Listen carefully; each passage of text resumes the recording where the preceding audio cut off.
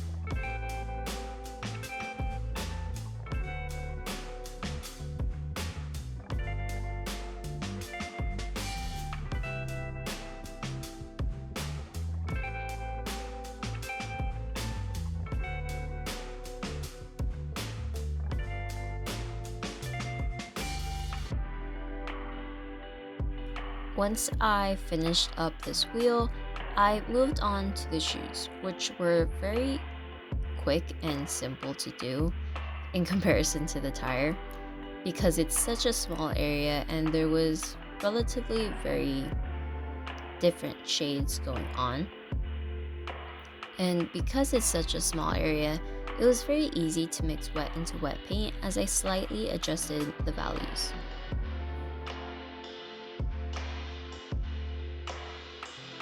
Using the same paint from the wheels, I started working on the reflections of the car.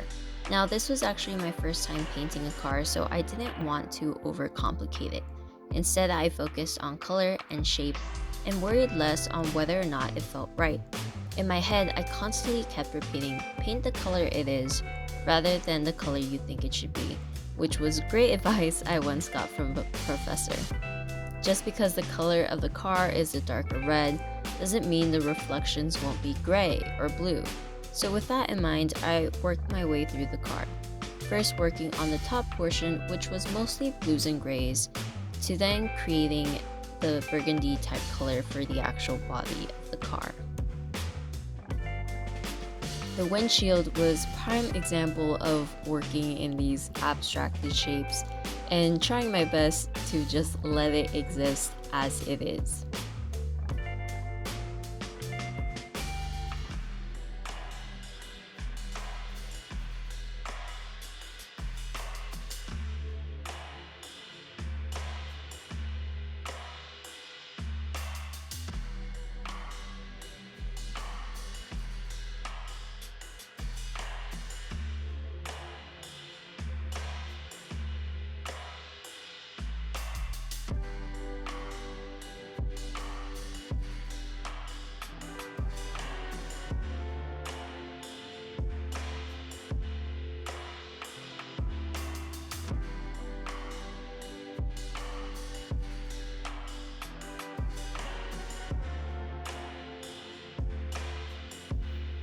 When it came to creating the color for the body of the car, I did quite a few different shades of that, making some lighter in value and changing up the chroma to get a really nice variation.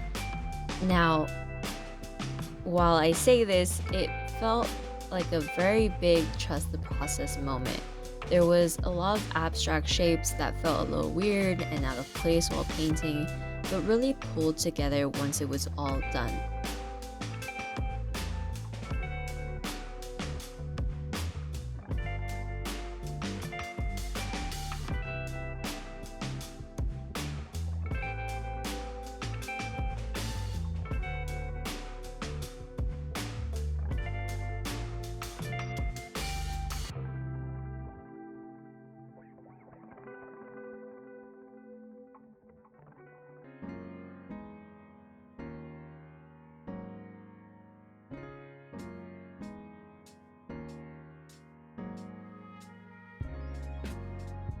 With the car finished, I worked on the ground, making a somewhat dark gray for the area directly underneath the car and a lighter gray for the other portion of the floor.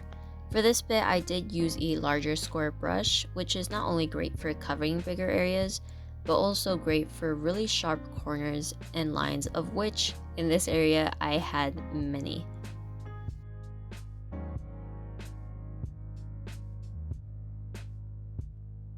Then I did a simple light blue for the background, first using a thin brush just to outline around the head and the car, and then using a bigger brush to cover the majority of the background. With all the detail in the rest of the painting, a solid color was just the best move. Using the leftover paint from the background, I made the light blue for the jeans. Now here I did work backwards from light to dark. Although it's generally recommended to work dark to light, I tend to switch it up depending on what I need and what works for me. Sometimes I know working backwards will be easier, and just like the wheel, I slowly adjust the paint to get darker. In this case, using a mix of blue and black to do so. I didn't want to use strictly black to make the paint darker, or else the paint would lean a little too gray for my liking.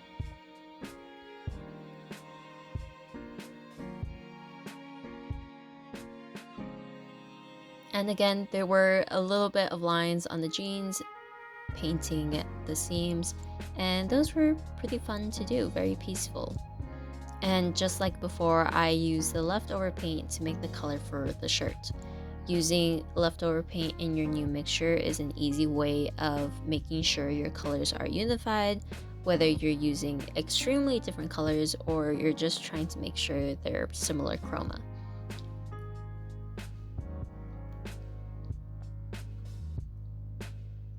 And in this case, I did end up working from dark to light, mainly because there was just a lot of dark to cover first, and the light bits were saved towards the end.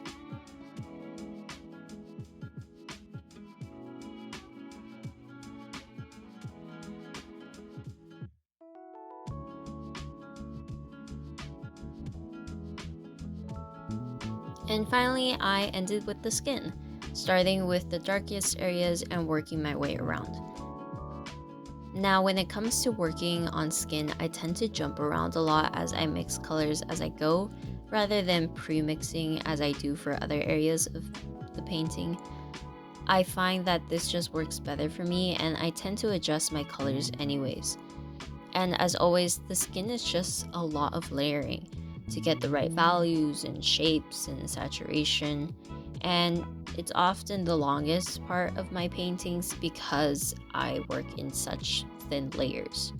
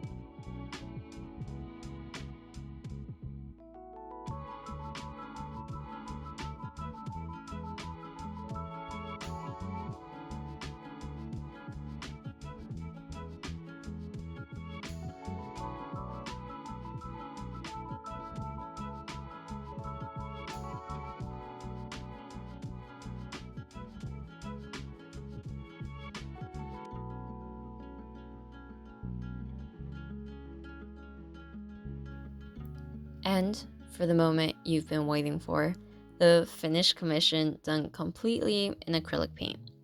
Thank you guys so much for watching, and I will see you in the next video. Bye!